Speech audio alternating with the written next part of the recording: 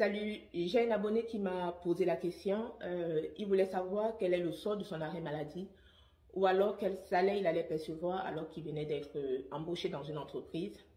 Ce sera l'objet de cette vidéo. Avant de commencer, je t'invite à t'abonner à mon réseau.rh sur YouTube, Facebook et sur TikTok.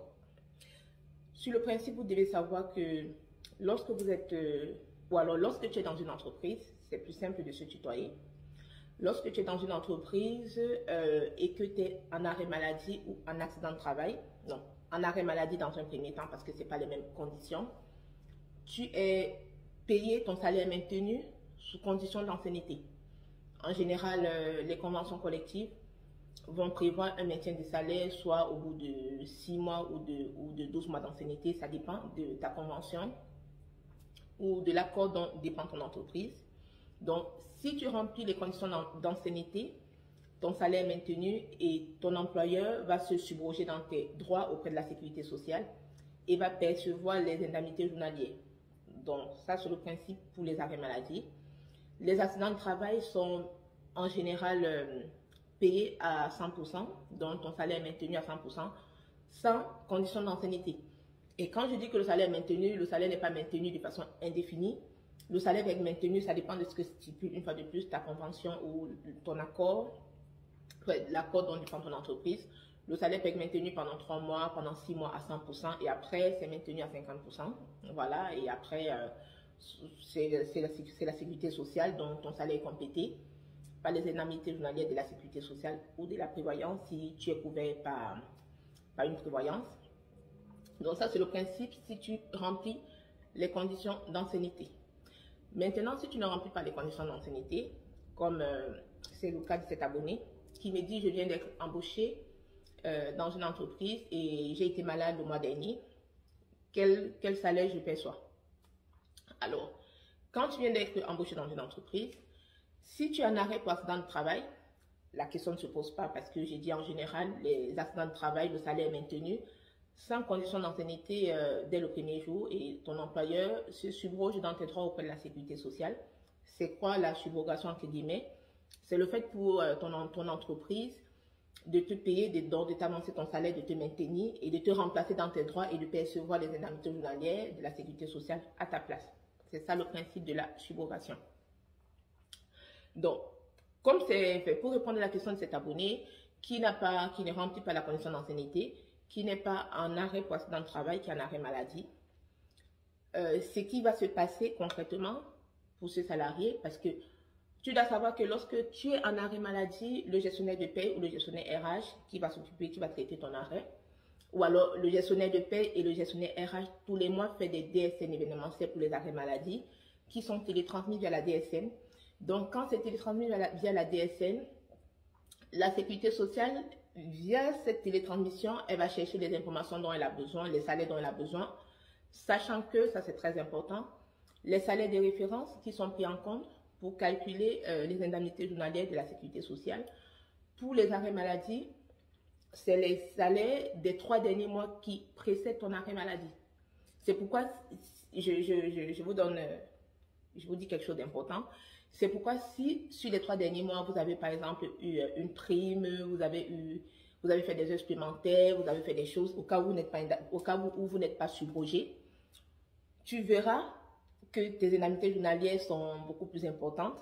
Mais pourtant, si tu as eu ton salaire classique, voilà, et si tu n'as pas un gros salaire, tu verras que tes indemnités journalières ne seront pas importantes, sachant que les indemnités journalières sont plafonnées. Je pense à 51 €, je pense, dont il y a un calcul qui est fait, hein, et le détail de ce calcul, tu peux le trouver sur ma chaîne YouTube.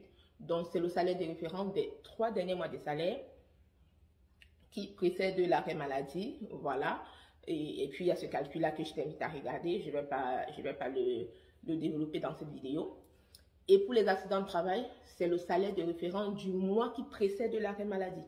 Donc, c'est pas les mêmes salaires qui sont pris en compte pour l'arrêt maladie et pour l'accident de travail. Maintenant, pour l'arrêt maladie, vu que c'est le salaire de référence ou les salaires de référence des 3 derniers mois qui précèdent ton arrêt maladie, du coup, malgré la télétransmission qui a été faite via la DSN, la sécurité sociale ne va pas retrouver les salaires historiques dont elle a besoin parce que tu viens d'être embauché dans une entreprise. Hein, donc, par exemple, tu es embauché, on va dire, le 2 janvier et le 30 janvier, tu es en arrêt maladie. Donc, même s'il y a une télétransmission qui est faite, la Sécu n'aura pas l'historique. Donc, le gestionnaire de paie ou le gestionnaire RH sera obligé d'aller faire ton attestation de salaire sur notre entreprise. Donc, l'attestation de salaire, c'est ce document qui est fait pour transmettre à la Sécu les informations dont elle a besoin pour pouvoir indemniser les salariés tout simplement. Si ton entreprise t'a subroché, c'est elle qui perçoit les indemnités journalières, sachant qu'elle t'a payé, elle t'a avancé ton salaire, donc tu as été maintenu, tu as été payé à 100%.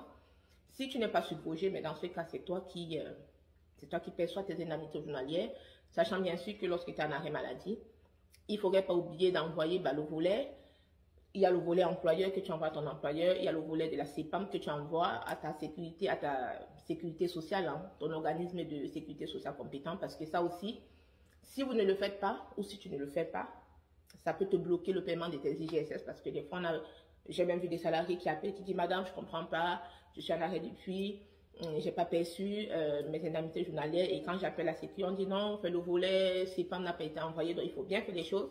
Après, il y a des médecins qui vont faire la télétransmission, donc tu n'as pas besoin d'envoyer ce volet-là parce que le médecin il te consulte, après il fait la télétransmission, tout est automatiquement transmis à la sécurité sociale et dans ce cas, tu n'as rien à faire. Moi, personnellement, je préfère les médecins qui font cette télétransmission.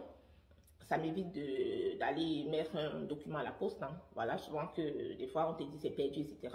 Bref, donc je te disais, si tu n'as pas l'historique, tu n'as pas l'ancienneté dans l'entreprise, vous pouvez être maintenu et si ça ne peut pas être télétransmis vers la DSN parce qu'il n'y a pas l'historique une fois de plus, le gestionnaire de paie fera le nécessaire sur notre entreprise parce que notre entreprise a prévu le cas d'une nouvelle embauche. Le gestionnaire va se connecter sur notre entreprise et va remplir tes données personnelles et va mentionner que c'est une nouvelle embauche en reconstituant tes salaires sur les mois concernés, mais en mentionnant que c'est une nouvelle embauche, bien sûr, elle va mettre les horaires que tu aurais fait si tu avais travaillé normalement, tes horaires réels, pardon, et ton salaire que tu aurais eu si tu avais travaillé normalement et ton salaire réel, elle va le faire sur les 3 derniers mois en mentionnant que c'est une nouvelle embauche. Voilà. Et sur la base de ces informations, la sécurité sociale va te contacter, toi, va te demander tes salaires sur le mois concerné, tes bulletins de salaire, bien sûr, que tu vas envoyer. Et c'est sur la base de ces bulletins de salaire que la Sécu va t'indemniser.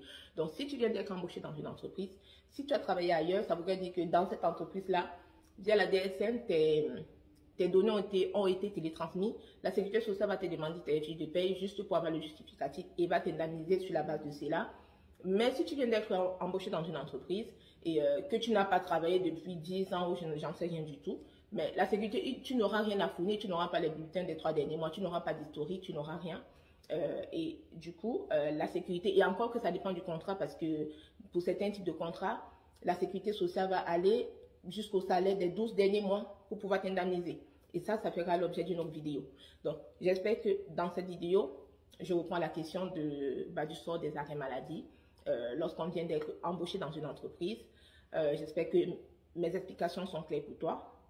Je t'invite à t'abonner, voilà, une fois de plus. Hein. Si tu trouves mon contenu intéressant et pertinent, abonne-toi sur .rh, YouTube, Facebook et sur TikTok. Et n'hésite pas aussi à liker, à partager la vidéo. Et je te dis à très bientôt sur .rh. Ciao, ciao, ciao.